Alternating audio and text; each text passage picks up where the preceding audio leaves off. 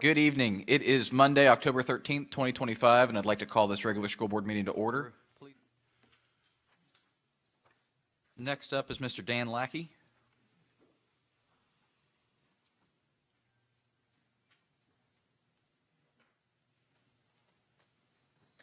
My name is Dan Lackey. I live at 305 Floral Avenue, Eustis, Florida.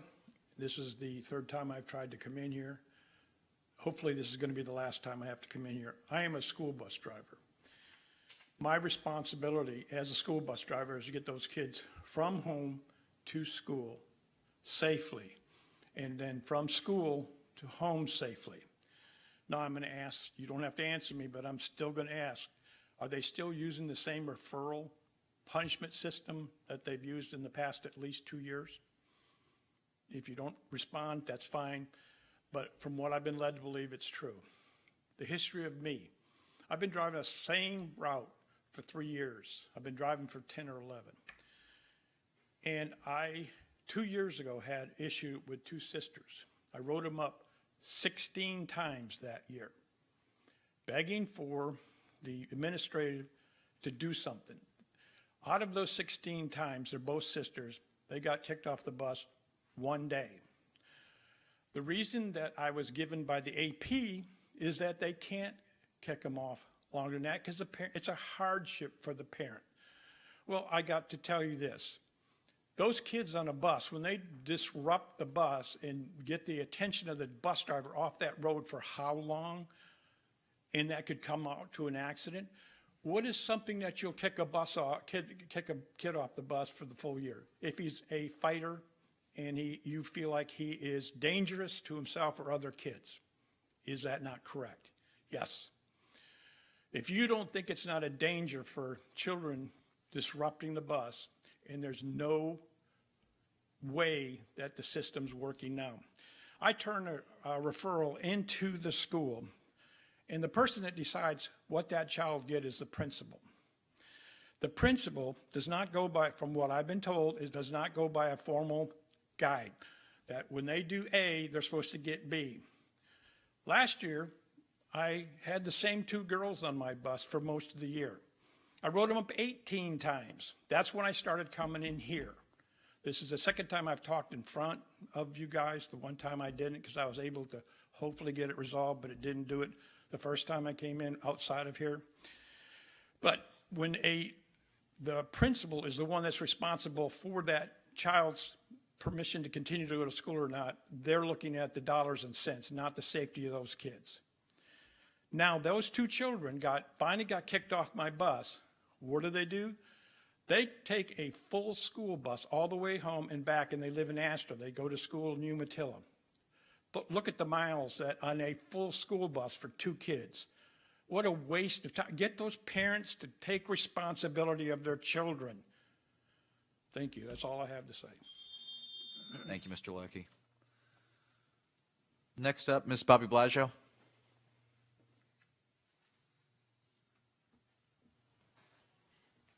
Hi, I'm Bobby Blaggio, and I'm here tonight on behalf of Elizabeth Emery, President of Lake County Education Association, and Jessica Sawicki, LCEA Vice President, who send their regrets for not being able to attend this evening. Thank you for the collaboration and agreement on the teacher salary increase allocation TISA funds. Due to changes in state policy, TISA funds could have been used to address the insurance fund deficit. We appreciate the board's recognition of the importance of using these funds to support compensation for Lake County schools educators. This is a meaningful step. We urge the board to continue demonstrating its commitment to our exceptional educators by going beyond the state's allocation. A deeper investment in our educators is a direct investment in the future of our students and our community. At the 2025 legislative, as the 2025 legislative session begins, we urge you to continue advocating for increased state funding and for those funds to follow the student. We recognize the challenges and concerns that come with this kind of advocacy, but if we do not speak up together for sustained investment in our public schools, we risk undermining the quality of education and the success of our students. LCS simply cannot afford to continue operating with multi-million-dollar deficits. Our students, educators, and community deserve better. Lake County's educators show up every single day, giving their time, their energy, and their hearts, often at the expense of their own families. They deserve a community and a district that stands up for them just as fiercely as they stand up for their students. We are calling on our school board, our LCS leadership, and our community to stand with us in this advocacy, to prioritize our educators, invest in their future, and ensure they receive the support and recognition they so deeply deserve. When we invest in our public schools through our educators, we invest in the future of Lake County. And when we stand together united in one purpose, we can accomplish great things. On behalf of Elizabeth, Jessica, and every educator across Lake County, thank you for standing with us, for listening, and for having the courage to fight for our future. Thank you, Ms. Blasio. So be sure and wear your orange that day. Also, just wanted to acknowledge Scott Ward, thinking about Ms. Bobby and her comments. He did go and speak on our behalf. He was one of 3 CFOs in the state of Florida that went and served on a panel for the House K-12 Appropriations Committee and did a very nice job talking about the impacts of the loss of funding that we've incurred, mainly related to the scholarships in the 23-24 school year.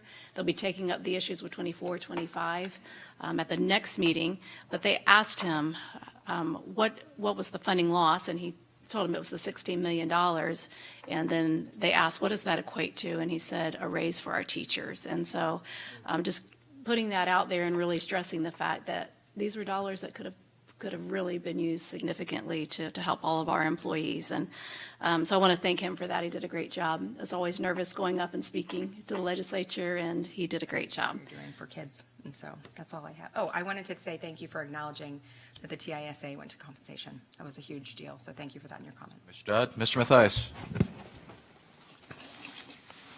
So I genuinely appreciate your words and speaking about how dedicated this board is. I had one of those aha moments. And if any of you have been around very long, you've seen how there's been more of a push towards charter schools, public charters, private charters. And it dawned on me, because there's some recent legislation that is absolutely ridiculous, where a charter can co-inhabit a same space as a public school. And I was speaking to the area director for a charter school that is really a good partner with us, which is Pinecrest. They really are. And it was an aha moment as we're speaking, because he's going, this is really dumb, that other legislation we were talking about. And it dawned on me, they're directly impacted by how much we receive. Keep in mind, we're 65th out of 67 counties in per student funding. And he reacted that, yes, he gets the same funding dollars. And I said, well, how about charter schools advocate with us? So their president, I'm going to meet him. He's flying through the Orlando airport. I'm going to drive down and hopefully gain his advocacy, because that seems to be what the legislature listens to. And that's one more partner in this entire quest for us, just to be just fairness. Because again, if we were just at state average, that's $12 million a year that we would have the ability to give to our teachers that deserve it, our service workers that deserve it. And so we will continue to work, maybe sometimes behind the scenes, just so you know, but please know where our heart is, and that's with you guys. And that's all I have. Thank you, Mr. Mathias. And yeah, that same line of thinking, as Bobby mentioned in her comments as well, the TSIA dollars could have gone towards the insurance fund, and I'm certainly glad they did not. But as Bobby knows, and the rest of the folks that serve on the Joint Insurance Advisory Committee, we continue to have struggles there at making that plan whole without affecting the benefits that go to our staff. And in that line of thinking, at our Insurance Advisory Committee meeting last Monday, the committee made a big stride forward on a new clinic model moving forward as the current model runs out, which was the brainchild of Mr. Oyer. And this happens to, I believe, be his last board meeting with us. So I want to publicly thank Rob for what he's done over the last 3 or 4 years he's been in that role.